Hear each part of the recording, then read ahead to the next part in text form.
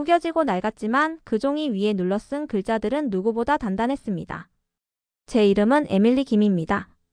저는 한국에서 태어났지만 지금은 미국 시애틀에 살고 있습니다. 혹시 저의 어머니를 알고 계신가요? 이 편지는 2023년 가을 서울에 있는 한 시민단체 앞으로 도착했습니다. 보낸 사람은 미국에 사는 28살의 여성 에밀리 김.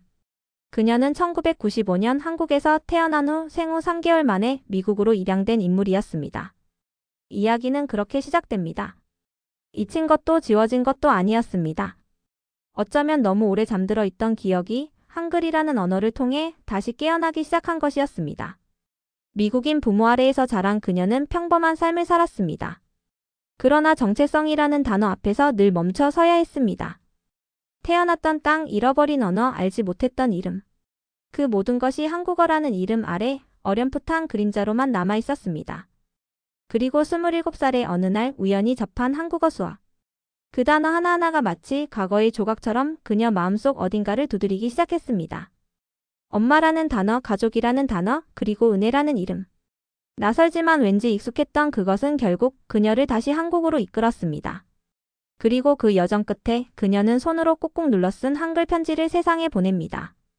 스스로도 믿지 못할 만큼 떨리는 마음으로. 이 이야기는 미국으로 입양된 한 여성이 한글이라는 끈으로 자신의 뿌리를 되찾고 세상에 하나뿐인 존재를 다시 만난 여정을 담고 있습니다. 긴 시간 끝에 도착한 단 한마디. 엄마 저예요. 에밀리 은혜예요. 그냥 한 편의 영상이지만 그 속엔 오래 남을 이야기가 담겨 있어요. 좋아요와 구독으로 함께 해주시면 감사하겠습니다.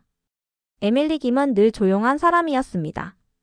그녀는 말을 많이 하지 않았고 혼자만의 시간 속에서 평온을 찾는 편이었습니다. 시애틀 북쪽에 위치한 동네 도서관, 그녀가 일하는 작은 도서관은 계절의 변화가 고스란히 느껴지는 유리창이 인상적인 공간이었습니다. 책장 너머로 스며드는 햇살과 종이 냄새, 그리고 늘 손에 쥐고 있던 검은색 가죽 노트 하나. 그 속에는 영어가 아닌 다른 글자들이 적혀 있었습니다. 그것은 바로 한글이었습니다. 그녀는 스스로를 김이라고 소개했지만 입양 당시 받았던 이름은 에밀리 제인 리처드슨이었습니다. 하지만 어릴 적 입양 기록지 한 구석에 적혀 있던 출생명 미상이라는 문장을 처음 보았을 때 에밀리는 말할 수 없는 상실감을 느꼈습니다. 이름이 없다는 것, 기록되지 않았다는 것, 그것은 누군가로부터 태어났지만 동시에 세상 어디에도 속하지 않는 기분이었습니다. 입양 부모는 그녀에게 최고의 사랑을 줬습니다. 대학도 보내줬고 그녀가 책을 좋아한다는 이유로 도서관에서 일하도록 응원해주기도 했습니다. 그러나 그것만으로 채워지지 않는 무언가가 그녀 안에 있었습니다. 혼자일 때마다 어딘가에서 들려오는 듯한 속삭임이 있었습니다. 은혜야 밥 먹자. 존재하지도 않았던 기억 같은 장면들이 스쳐 지나갔습니다. 그런 생각들이 그녀를 한글 강의실 앞으로 이끌었습니다. 한국어는 그녀에게 단지 외국어가 아니었습니다. 그것은 자신이 잃어버린 세계로 향하는 문처럼 느껴졌습니다. 알 수 없는 그리움, 뿌리를 향한 갈망, 그리고 무엇보다도 누군가를 엄마라고 부르고 싶은 마음. 처음 한글 수업을 들었을 때 에밀리는 거의 아무것도 이해하지 못했습니다. 가와 나조차 분간하지 못했지만 매 수업마다 느껴지는 따뜻한 음률, 단정한 획 사이로 스며드는 정서는 영어로는 결코 느낄 수 없었던 감각이었습니다. 그녀는 한글을 매일 쓰기 시작했습니다. 단어 하나를 30번씩 따라 쓰고 어휘를 외우기 위해 포스트잇을 집안 곳곳에 붙여놓았습니다. 문, 창문, 밥, 사랑, 기억, 그리움. 그 단어들이 차곡차곡 쌓이며 문장이 되었고 그 문장들은 곧 편지가 되었습니다. 그녀는 어느 날 결심했습니다. 그동안 가슴속에만 담아뒀던 문장들을 한 장의 종이에 꾹꾹 눌러 쓰기로. 그것은 누군가에게 보내는 편지였습니다. 자신이 누구였는지, 왜 여기에 있는지, 그리고 그리움이 얼마나 깊었는지를 말하는 한 사람의 딸로서의 편지. 엄마 저는 은혜예요. 기억하시나요? 당신이 저를 안고 마지막으로 말했을지도 모르는 이름. 그 이름으로 저는 살고 있습니다. 제가 이 편지를 쓸 수 있게 된 건 한글을 배웠기 때문이에요. 편지를 다 쓰고 나서도 에밀리는 몇 번이나 다시 읽고 한 글자씩 수정하며 오랜 시간을 들였습니다. 마침내 진심이 담긴 그 편지는 서울에 있는 입양인 지원 단체로 보내졌습니다. 몇 주 뒤 에밀리는 답장을 받았습니다. 편지를 받은 기관은 그녀가 보낸 정보와 편지의 내용, 그리고 입양 당시 기록을 바탕으로 생모를 찾기 시작했다고 했습니다. 기다림의 시간은 잔인했습니다. 에밀리는 도서관에서 책을 정리하며 하루하루를 보냈지만 머릿속에서는 온통 편지의 문장만 되풀이되었습니다. 혹시 어머니가 돌아가셨다면? 혹시 다른 가정을 이루고 살아가고 있다면? 혹시 자신을 기억조차 못한다면? 그러던 어느 날 그날은 평범한 수요일이었습니다. 도서관 문이 닫히기 전 그녀는 사물함에서 작은 봉투 하나를 발견했습니다. 한국에서 온 답장이었습니다. 손이 떨렸고 봉투를 여는데 몇 분이 걸렸습니다. 에밀리 씨 혹시 이 여성의 이름을 기억하시나요? 사진 한 장이 동봉되어 있었습니다. 흑백에 가까운 색감, 조금은 수척한 얼굴, 그리고 입가에 지은 엷은 미소. 그녀의 심장이 멈출 듯 뛰기 시작했습니다. 설명할 수 없지만 확신할 수 있었습니다. 그녀는 이 사람을 알고 있었습니다.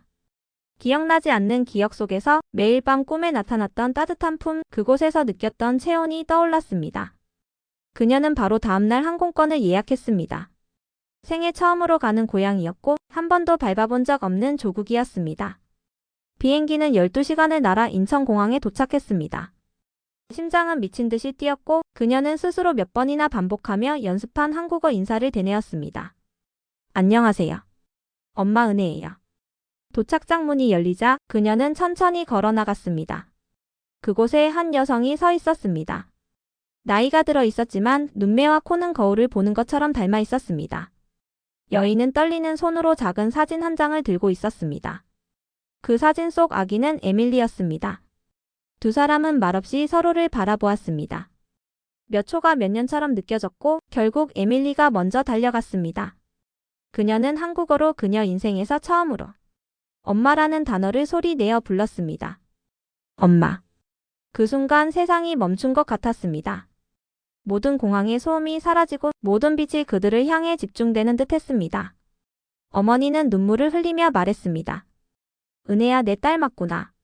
그날 인천공항의 입국장 한가운데 수십 년간 언어 없이 끊겼던 모녀의 관계가 한글이라는 매개로 다시 이어졌습니다. 그녀는 말했습니다. 한글은 저를 다시 태어나게 한 언어입니다. 엄마를 찾기 위해 배운 것이 아니라 엄마를 만나기 위해 존재했던 언어였어요. 이것이 에밀리 김 혹은 김은혜가 전하는 이야기입니다. 한 사람의 입양인이 언어를 통해 정체성을 되찾고 가족이라는 존재와 다시 연결된 슬프고도 아름다운 여정의 시작이었습니다. 인천공항 입국장에서 마주한 두 사람은 몇 분 동안 아무 말 없이 서로를 바라보기만 했습니다. 긴 세월 동안 서로를 그리워했지만 막상 그 순간이 찾아오자 말은 생각보다 쉽게 입 밖으로 나오지 않았습니다. 은혜야, 내 딸 맞지? 김은혜 씨는 떨리는 목소리로 그렇게 말했고 에밀리는 눈시울이 붉어진 채 고개를 끄덕였습니다. 어머니의 목소리, 한국어 발음, 익숙하지 않은 어휘들이 이상하게도 그녀의 귀에 너무도 편안하게 스며들었습니다. 두 사람은 공항에서 택시를 타고 서울의 한 작은 아파트로 향했습니다. 그곳이 김은혜 씨가 홀로 살고 있던 집이었습니다. 남편과는 오래전에 이혼했고 그녀는 평생 미안함 하나로 살아왔습니다. 그 미안함이 오늘 현실이 된 순간이었습니다. 작은 방 한켠에 놓인 낡은 서랍장을 열자 김은혜 씨는 조심스럽게 종이 한 장을 꺼냈습니다. 거기에는 오래된 사진이 하나 붙어 있었고 그 아래에는 흐릿하게 적힌 메모가 있었습니다. 1995.3 22은혜 세 번째 날 밤 많이 울었음. 에밀리는 그 메모를 보며 울음을 참지 못했습니다. 그녀의 이름이 적힌 기록, 태어나서 단 3번 함께 있었던 그 시간의 흔적이 그렇게 하나의 문장으로 남아 있었습니다. 그러나 감동의 순간은 오래가지 않았습니다.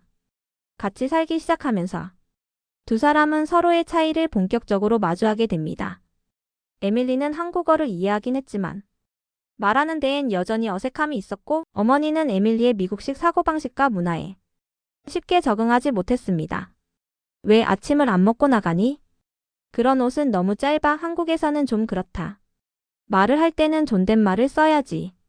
작은 것들이었지만 매일 반복되는 문화 충돌은 감정의 골을 서서히 깊게 만들었습니다. 에밀리는 그런 날이면 밤마다 노트를 꺼내 글을 썼습니다. 자신이 느낀 혼란과 그리움이 어떻게 오해로 바뀌는지를 하나하나 적어 내려갔습니다. 그러던 어느 날 그녀는 어머니가 통화를 하며 울고 있는 모습을 보았습니다. 얘가 돌아왔는데 너무 달라졌어. 그래도 우리 은혜 맞는데 말을 못해 마음이 안다. 그 말을 들은 에밀리는 조용히 방으로 돌아와 자신의 노트 한 페이지를 찢어 어머니의 식탁 위에 올려두었습니다. 엄마, 저도 알아요.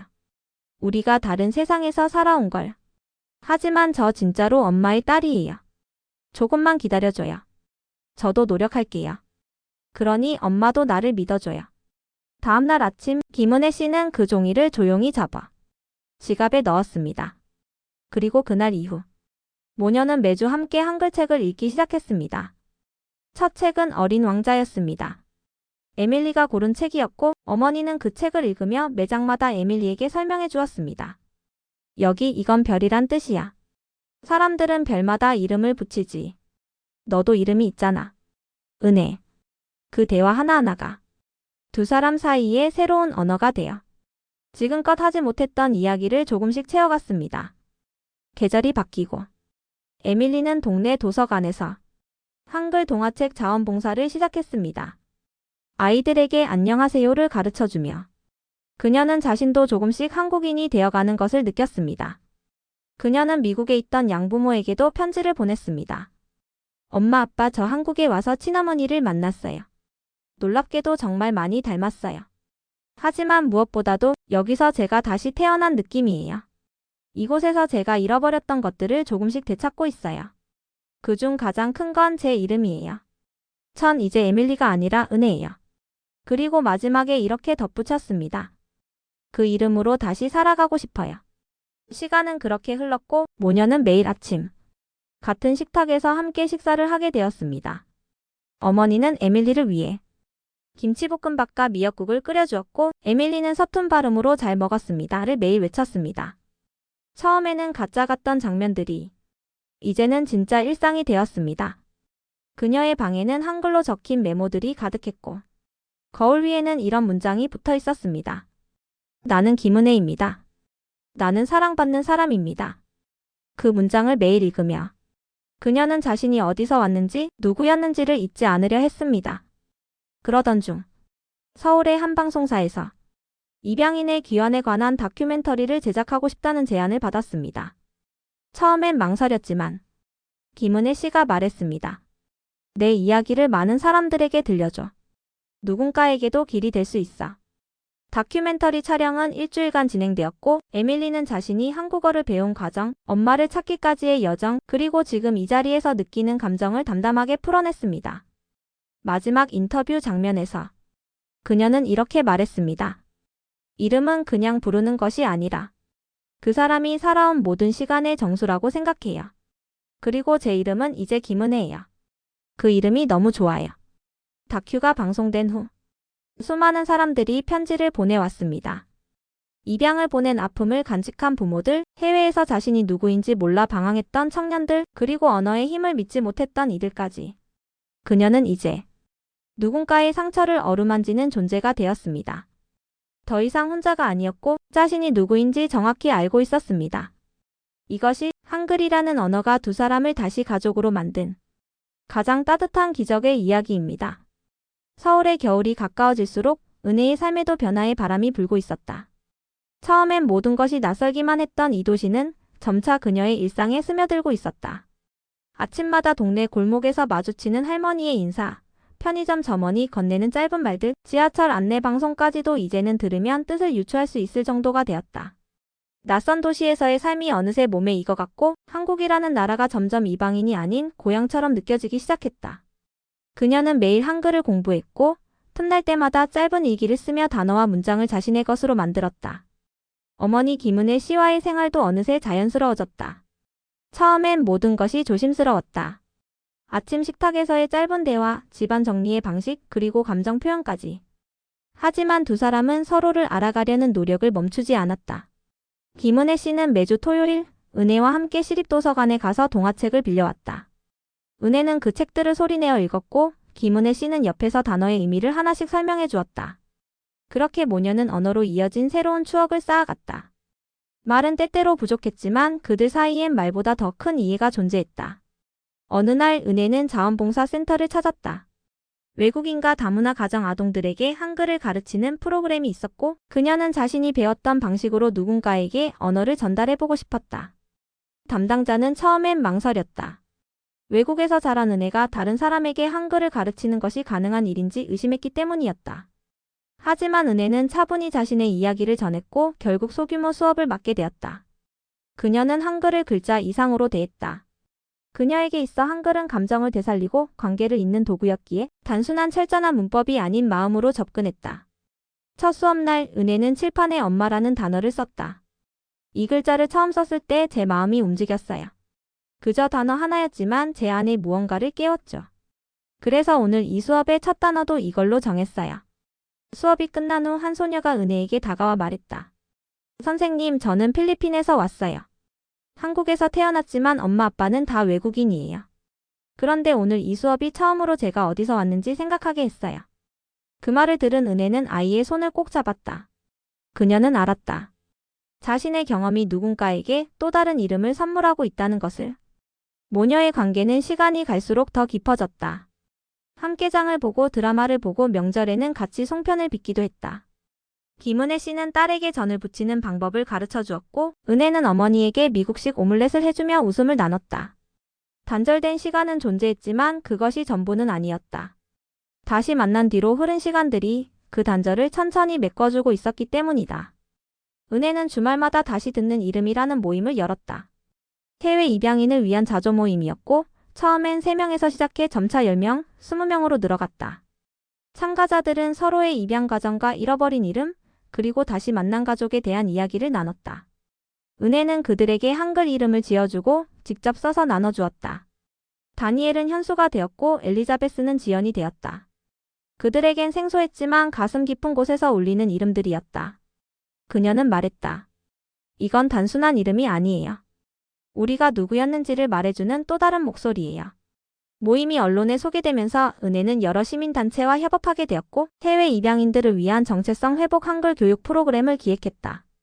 이 프로그램은 단순한 언어 수업이 아니라 심리 상담과 기억 회복을 병행하는 특별한 프로젝트였다. 수업의 첫날 은혜는 흰 칠판에 자신의 이름을 적었다. 김은혜. 그리고 참가자들에게 물었다. 당신은 어떤 이름으로 살아왔나요? 오늘부터는 그 이름을 한국어로 써보는 시간입니다. 참가자들은 서툰 손으로 이름을 따라 썼고 교실 안엔 잊힌 목소리들이 조금씩 살아나기 시작했다. 한편 은혜는 미국의 양부모와도 서신을 주고받기 시작했다. 오랜 침묵 끝에 처음으로 한글과 영어가 함께 쓰인 편지를 보냈고 양부모는 그녀의 새로운 이름을 받아들였다. 우린 늘 네가 행복하기를 바랐단다. 이제 너의 이름이 은혜라는 것이 너무나 자연스럽게 느껴진다. 그 말에 은혜는 눈물을 흘렸다. 누구도 버린 적 없고 누구도 잊지 않았다는 사실이 가슴을 울렸다. 겨울이 깊어질 무렵 은혜는 어머니에게 작은 선물을 준비했다.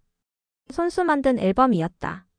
미국에서 보낸 사진들, 한국에서 찍은 현재의 모습들, 그리고 중간중간 그녀가 쓴 한글 편지가 붙어 있었다. 첫 장에는 이렇게 적혀 있었다. 엄마, 저에게 말할 수 있는 이름을 주셔서 고맙습니다. 저는 이제 매일 제 이름을 부르고 들을 수 있게 되었어요. 김은혜 씨는 그 앨범을 품에 안고 오래도록 울었다. 그리고 앨범 마지막 페이지에는 이런 문장이 있었다. 사랑은 언어보다 먼저 마음으로 전해지고 언어는 그 사랑을 오래도록 기억하게 해줍니다. 봄이 왔다. 서울의 거리는 벚꽃으로 물들었고 은혜는 어느덧 이 도시에서 두 번째 계절을 맞이하고 있었다. 한국에 도착했을 때는 그저 한 사람의 입양인이었지만 지금은 그 누구보다도 한국어를 사랑하고 이 땅에서의 삶을 깊이 받아들이는 사람이 되어 있었다. 그녀는 여전히 배우는 중이었고 여전히 서툴렀지만 더 이상 두렵지 않았다. 말이 잘 통하지 않아도 문화를 완벽히 이해하지 못해도 그녀는 그 안에서 자신만의 자리를 찾아가고 있었다. 어느 날 서울의 한 대학교에서 연락이 왔다. 국제문화 교류학과 학생들을 대상으로 언어와 정체성이라는 주제로 강연을 해달라는 요청이었다. 처음엔 망설였다. 자신이 그런 자리에 서기에 부족하다고 느꼈기 때문이었다. 그러나 김은혜 씨는 조용히 말했다. 너는 내 이야기를 할 수 있는 사람이야. 누가 뭐래도 너는 너야. 그냥 내가 느낀 그대로 말하면 돼. 어머니의 말에 은혜는 용기를 냈다. 강연 당일 강의실은 학생들로 가득 차 있었다. 은혜는 단상에 올라 천천히 자신의 이름을 말했다. 안녕하세요. 제 이름은 김은혜입니다. 강의실의 정적이 흘렀고 그녀는 이어서 말했다. 저는 미국으로 입양되어 27년을 살았고 최근에 한국으로 돌아와 생모를 만났습니다. 이 이야기는 저의 이름을 되찾은 이야기이고 언어가 어떻게 사람을 바꾸는지에 대한 이야기입니다. 그녀는 한국어로 자신이 처음 한글을 배웠을 때의 감정, 한글이라는 언어를 통해 마음속 깊은 그리움을 어떻게 표현하게 되었는지를 풀어냈다. 청중은 조용히 고개를 끄덕였고 몇몇은 눈시울을 붉혔다. 강연이 끝난 후 한 여학생이 은혜에게 다가왔다. 그녀는 자신도 다문화 가정에서 자라며 정체성에 혼란을 겪고 있다고 말했다. 선생님 이야기를 들으니 저도 제 이름을 다시 생각해보게 됐어요. 이제는 당당하게 말할 수 있을 것 같아요. 저는 지안이에요. 은혜는 미소 지으며 말했다. 그 이름 참 예쁘네요. 그 이름으로 살아가요. 누구보다 아름답게. 그렇게 그녀의 이야기는 또 다른 누군가의 마음의 씨앗이 되었다. 은혜는 이후로도 여러 자리에서 자신의 이야기를 전했다. 방송국 다큐멘터리, 입양인 심포지엄, 그리고 교육청에서 주관한 교사 연수까지. 그녀의 이야기는 단지 감동적인 사연이 아니라 언어가 가진 치유의 힘과 정체성을 찾는 여정 그 자체로 받아들여졌다. 시민단체에서는 은혜의 삶을 책으로 엮자고 제안했고 그녀는 조심스럽게 원고를 쓰기 시작했다.